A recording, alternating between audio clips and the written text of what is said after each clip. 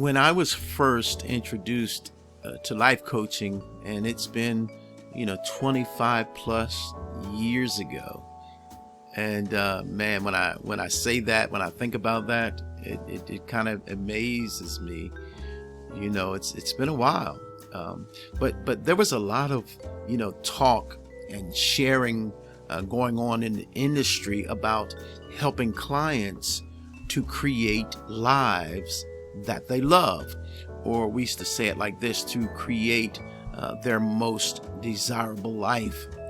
And what's interesting is that people are still interested in 2022, okay, in the idea of creating a life that they love. People desire, okay, to create lives that they love. They desire to live their most desirable lives, even today. I guess that's not so strange, is it?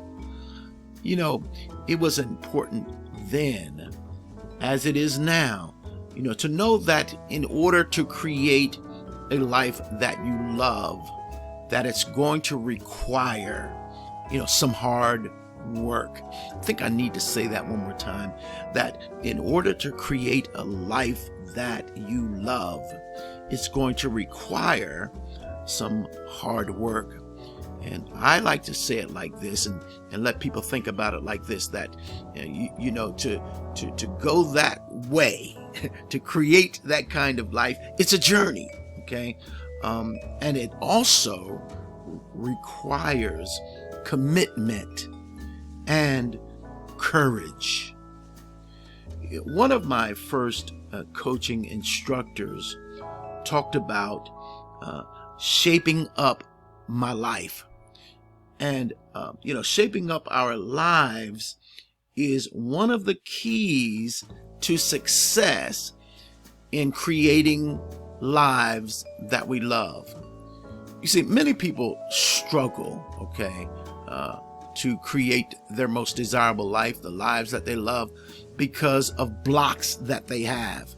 A lot of people have blocks, emotional, mental, psychological, etc. Okay, and these blocks keep them from experiencing a balanced, high quality life.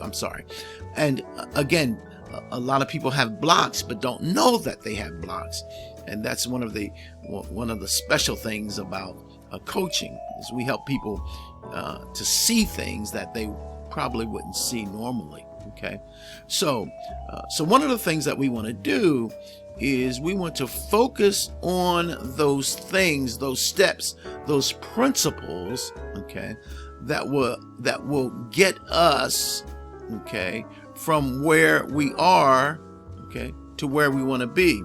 And from a client perspective, coaches help clients, okay, to get from where they are to where they want to be. Okay, and so one of those things that we want to look at, one of those things that we want to focus on, is self-care.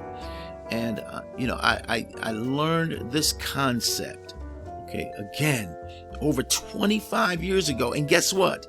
It's still an amazing concept that many people talk about and use today, and that is self-care. Okay, self-care.